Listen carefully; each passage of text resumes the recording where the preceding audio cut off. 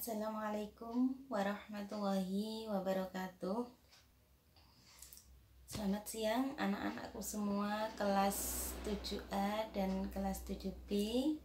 Bertemu lagi dengan materi pelajaran yang saya ampu, yaitu materi pelajaran sejarah kebudayaan Islam. Untuk materi pelajaran sejarah kebudayaan Islam pada semester 2 kali ini kita akan mempelajari mengenai Khulafaur Rasyidin. Meskipun sebelumnya kemarin kita sudah mempelajari sedikit mengenai Khulafaur Rasyidin, untuk semester ini kita ulangi lagi karena kita kemarin sudah libur lama, mungkin banyak materi yang lupa ya. Sebelum kita masuk materi, marilah kita terlebih dahulu kita awali dengan bacaan basmalah. Bismillahirrahmanirrahim. Semoga dengan bacaan basmalah ini dapat memperlancar dan meningkatkan semangat kita semua dalam mempelajari materi pelajaran SKI ini. Meskipun pembelajaran hari ini melalui pembelajaran daring ya. Untuk pembelajaran SKI langsung kita buka modulnya bab 3, yaitu perkembangan Islam pada masa Khulafaur Rasyidin. Anak-anakku semua yang aku banggakan, perlu kita tahu bahwa Khulafaur Rasyidin itu jumlahnya ada berapa?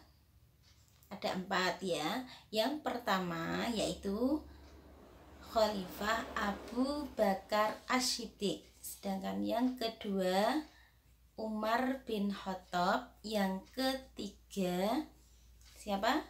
Utsman bin Affan, yang keempat Ali bin Abi Thalib. Itulah yang dimaksud dengan Khulafaur Rasyidin.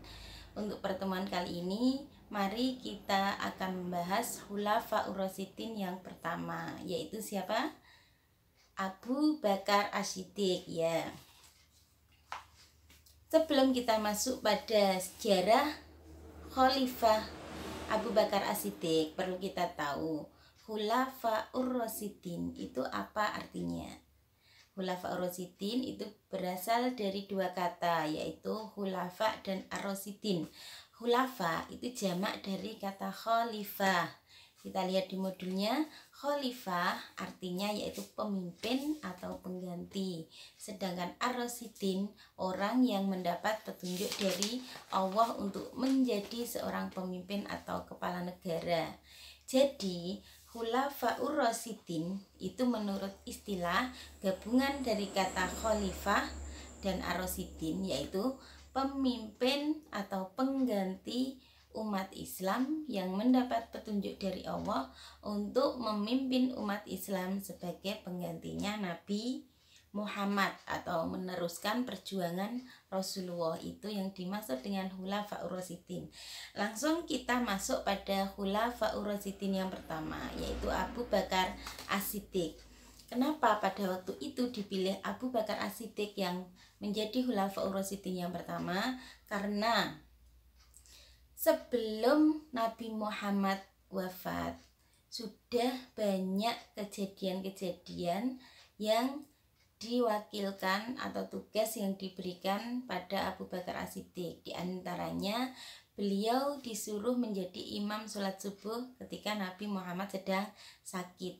Maka ketika Nabi Muhammad wafat, ada 2 kelompok golongan yang mencalonkan atau menunjuk menjadi pengganti Nabi Muhammad dari kelompoknya sendiri, yaitu yang pertama dari kaum Muhajirin, yang kedua yaitu dari kaum Ansor. Pada waktu itu kaum Muhajirin menunjuk seseorang, yaitu namanya Sa'id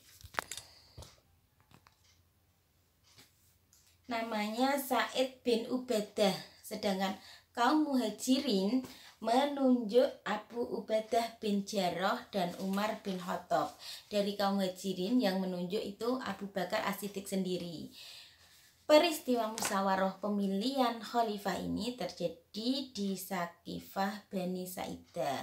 Akan tetapi melihat banyak kejadian dan peristiwa yang mengarah pada Abu Bakar As-Siddiq ketika Nabi Muhammad sedang sakit, diantaranya tadi sedang mengimami sholat subuh ketika Nabi sakit, dan yang membenarkan peristiwa Isra Mi'raj, maka ada satu orang yang berani langsung menunjuk Khalifah Abu Bakar As-Siddiq, yaitu siapa? Khalifah Umar bin Khattab. Langsung menunjuk Khalifah Abu Bakar As-Siddiq dan diikuti umat Islam yang lain dari kelompok Muhajirin dan Ansor. Langsung sepakat bahwa yang menjadi Khulafaur Rasyidin pertama atau pengganti Nabi yaitu Khalifah siapa? Abu Bakar As-Siddiq.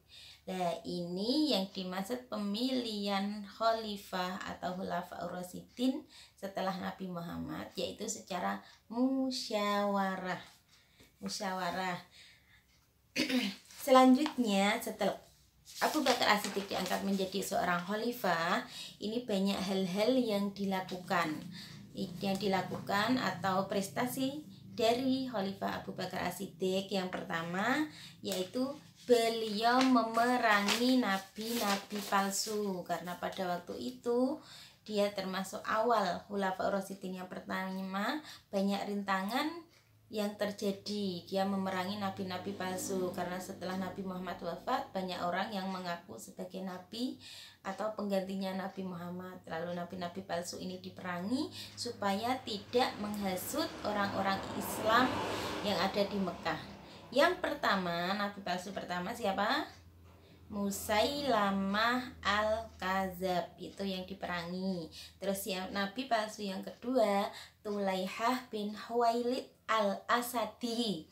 Yang ketiga, Sajah binti Al-Haris bin Suwaid, atau kita kenal dalam buku sejarah kebudayaan Islam yang lain itu dikatakan Sajah Tamamiyah.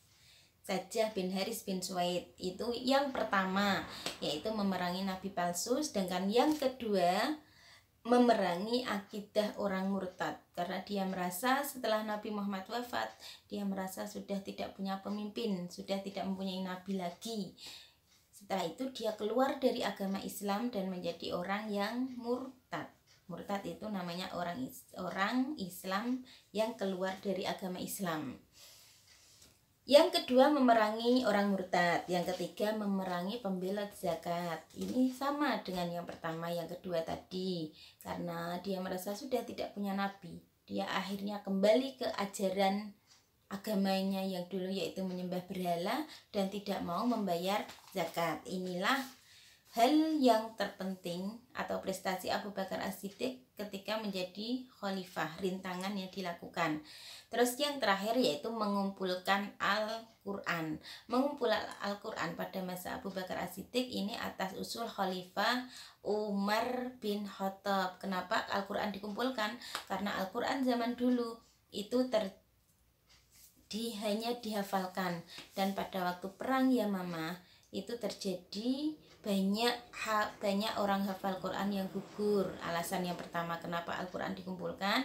Terus yang kedua, karena Al-Quran itu ditulis di pelepah kurma, di batu kayu yang sudah banyak yang rusak, sehingga perlu dilakukan penyelamatan. Hal inilah yang menjadikan ide atau Umar bin Khattab untuk mengusulkan pengumpulan Al-Quran. Kalau tidak diusulkan seperti itu, maka Al-Quran mungkin tidak bisa dibaca atau dinikmati sampai sekarang. Ya, itulah usul dari Umar bin Khattab, yang pada awalnya Khalifah Abu Bakar As-Siddiq tidak menyetujui usul Umar bin Khattab, tapi karena melihat alasan yang jelas dan bisa dimengerti, akhirnya Abu Bakar As-Siddiq menyetujui usulan Khalifah Umar bin Khattab.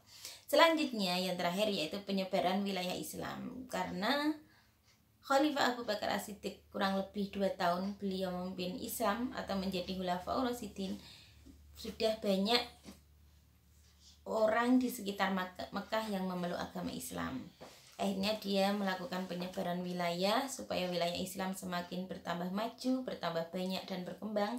Beliau melakukan penyebaran wilayah yang pertama yaitu di daerah Persia. Ada 2 orang panglima perang yang disuruh untuk menyebarkan wilayah di Persia atau disuruh untuk menjaga daerah tersebut dan memerangi kalau ada pemberontak umat Islam.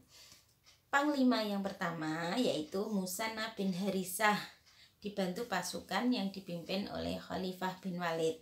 Dengan tahap yang kedua, Abu Bakar As-Siddiq menaklukkan kerajaan Romawi. Ini banyak panglima yang disuruh ke sana, di antaranya Abu Ubaidah bin Jarrah, Amr bin As, Surahbil bin Sufyan, dan Yazid. Inilah sejarah Khalifah Abu Bakar As-Siddiq ketika menjadi seorang Khulafaur Rasyidin yang pertama. Selain itu, Khalifah Abu Bakar As-Siddiq, beliau mempunyai pribadi yang sangat baik.